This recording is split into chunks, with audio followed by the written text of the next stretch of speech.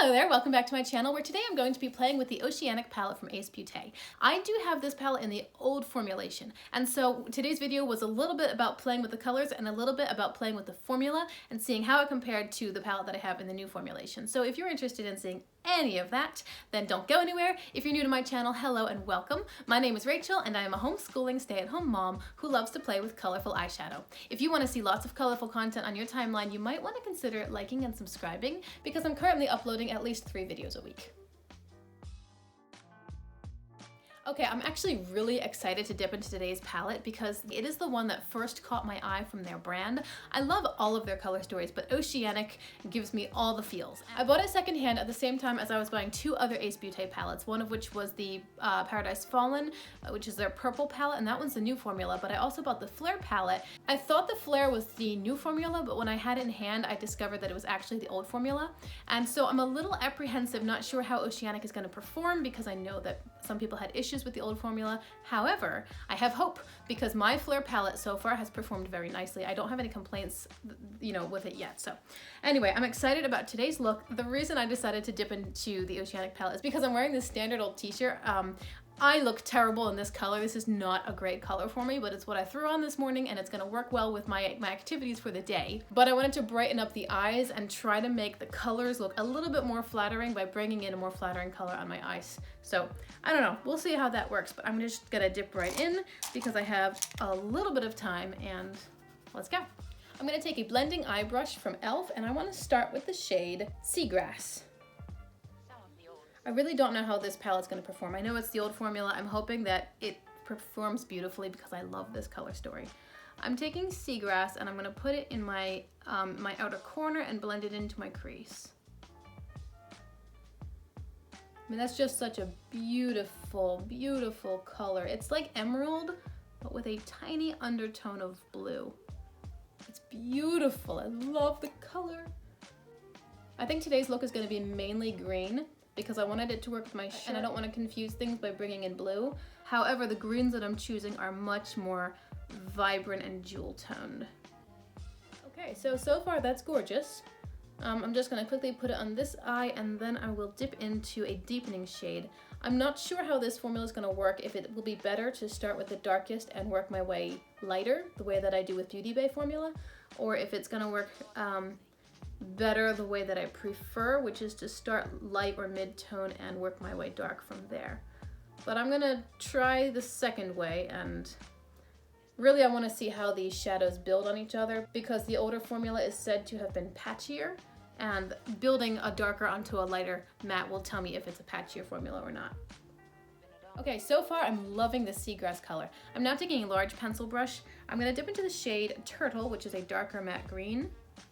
And I'm gonna use that to deepen out this outer corner. Here's the moment of truth and whether or not the shadows build. So far I'm not seeing any issue with patchiness, she said excitedly.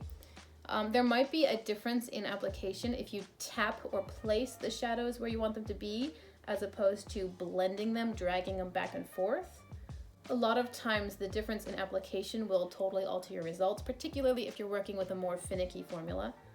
So far, I'm just tapping these the way that I work with Udenzai and Melt Cosmetics. With both of those brands, I generally place the shadow where I want it to be, and then I take a different brush and just blend out the very edge, because those formulas tend to pick up a little bit more if I'm dragging the brush back and forth. And because I was expecting to get some patchiness, that's also the technique that I'm using with this formula. I do adore these colors, oh my word. I'm taking a denser blending brush and I'm just working on the edges a little bit to try to soften them together. Because I started with the mid-tone and I'm not grabbing a lighter green to blend it out, there's a reason for that, and I'll tell you in a second. I want to just try to diffuse this outer color into my skin, so I will now and then just clean the brush on the color switch and then go back to the very edge and work it up. Let me tell you why I didn't grab a lighter green to blend out this medium tone. That is because the only lighter green matte shade in the palette is the shade Algae, and I'm going to use that later. I might then dip into it and use it to blend it out. Depends on how I'm feeling and how I think the look is going, but for now I'm going to hold off and just keep things as they are. Probably keep things as they are. I'm now going to take a flat C or shader brush and dip into the shade Mykonos. which makes me think of Michael Scott from The Office. I don't know if you've seen that episode. Comment below if you like The Office. My husband and I love The Office. We own it. We've watched the entire series. Oh, I don't know, probably 5, 6, 7 times at this point. I mean, the entire series. I am spraying my brush as I always do when I use shimmers. I am dropping my palette. And now I'm taking that shade Mykonos and putting it on the whole lid. I'm not gonna go all the way to the inner corner. I'm gonna go almost to the inner corner. But oh, look at that. It'll be on the lid from about here and then working up towards these matte greens. That's really pretty. Oh, it's so pretty. Then I'm taking my original blending brush that I used for the shade Seagrass, and I'm not putting additional product on it. I'm just using it to tap that intersection of shimmer and matte and help work them together a little bit. You see how that brought in a lot more blue to the look, but then I'm going to add in Algae in a minute and it'll be different again. Eyeshadow is so much fun. Anyway, my husband and I love The Office. It's one of our favorite shows, and the Mykonos name makes me think of when Michael Scott and Holly are being plants in Andy's seminar, and they're pretending to be a couple from Greece. All right, now I want to do an inner corner highlight using the shade Algae. So I'm going to take a small pencil brush, dip into Algae, this lovely neon-y fluorescent green, and I'm going to place that on the rest of my lid to meet up with the Mykonos color. And I'm using it as an inner corner highlight, so I'm carrying it through onto the towards the bridge of my nose and then down onto the lower lash line. And if it were just an inner corner, I would probably stop it here, but I actually want to bring it further along.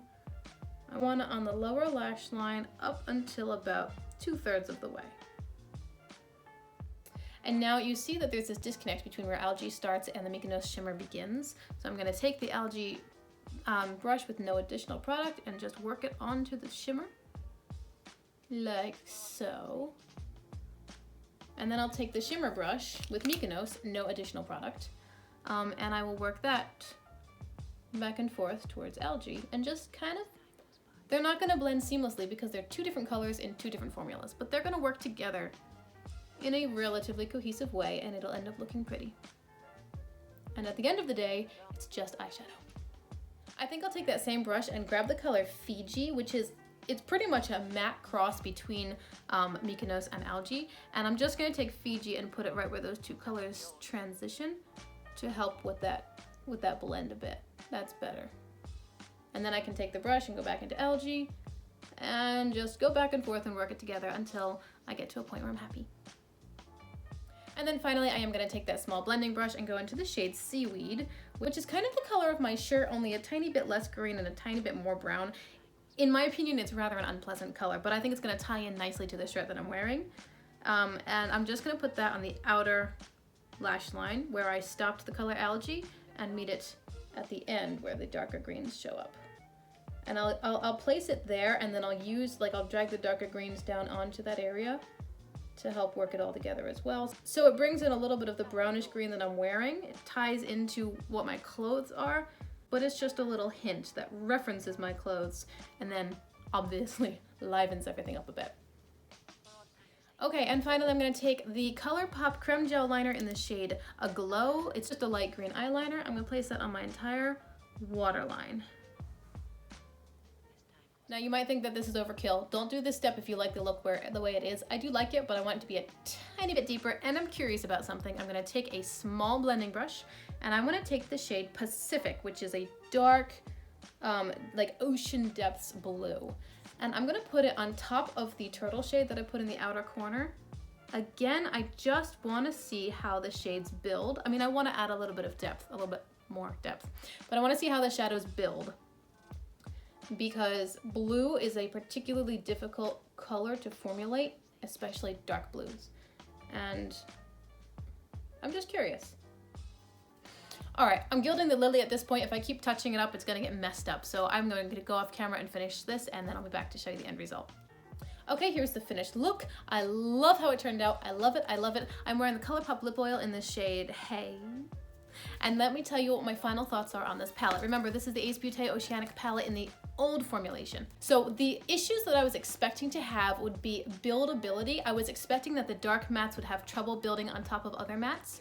I actually didn't experience that as much as I was expecting to. When I use Beauty Bay formula, for example, and I work with the lighter mattes and then pile on the darker, I notice patchiness right away. Now, again, that could be technique. Perhaps with Beauty Bay, I have used more of a blending technique, and with this formula, because that's what I was expecting to encounter, I ended up using more of a placement sort of technique that I use with, like I said, Udenzai and my Melt palette. However, I didn't actually experience the buildability issue that I thought I might. There is a little bit of patchiness, but the way that I dealt with it was by simply dipping back into that shade and placing it where I wanted it to be. So whenever I use this formula, I'll just have to remember that. Where I noticed more of an issue was in the lighter colors and the shimmer as far as opacity. With this shimmer Mykonos and then with the Algae green, both of them ended up pulling off the skin a little bit. So there was a little bit of patchiness with those, and they're not quite as opaque as I'd like them to be. They're not quite as bold and pigmented as I want them to be. They're a little bit more of a sheer coverage. So honestly, I can work with that because, again, the way that I dealt with it was by simply dipping back into the pan and placing the color where I wanted it to be. So if you have the older formulation and you've noticed these problems, what you can do is create the look and blend it all out, and then go back into the pans with the shades that you want to really emphasize and just place them where they need to be. But because they're being placed on top of an already blended foundation, it'll be a little bit of a smoother, more cohesive look. The colors will work together a little better because you already did the blending work. So those are my thoughts on this palette.